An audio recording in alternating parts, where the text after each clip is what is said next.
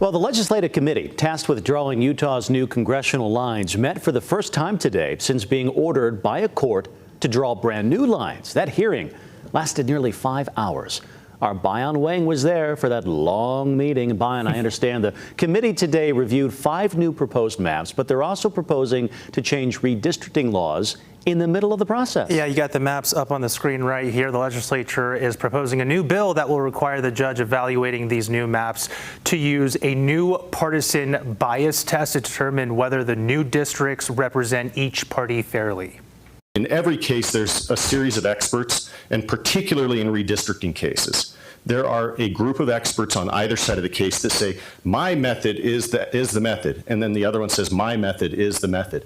But, what we're trying to do is provide some clarity for the courts. The method, as stated by the bill's Republican sponsor, Brady Brammer, essentially requires the judge to compare the Republican and Democratic vote shares in each new congressional district to how Utah votes statewide. Brammer says it's the best test for evaluating fairness. We are following what we see in the judge's order as something that would be helpful to the court here.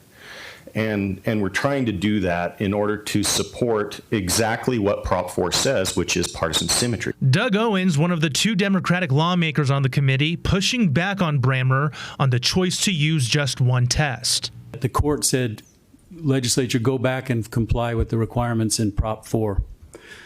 The first thing out of the chute this morning is us changing the requirements of Prop 4. You're supposed to use all the best scientific, judicial, statistical methods to not favor or disfavor any party, and suddenly we're going to compress all those she's wide open. The committee also hired an expert who explained how he evaluated and drew Utah's 5 newly proposed maps. They then took public comment on them. The vast majority of those commenters weren't happy.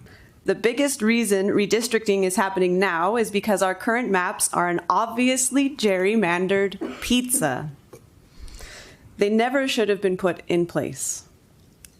Arguments that this is a rushed timeline for new maps are being made in bad faith.